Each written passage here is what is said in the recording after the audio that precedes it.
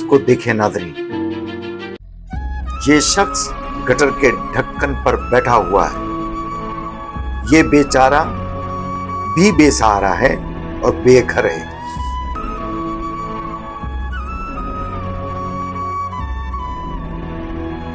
शाबाश है, बगैर किसी नुकसान के हाथ पैरों से उठाकर ले जा रहे हैं।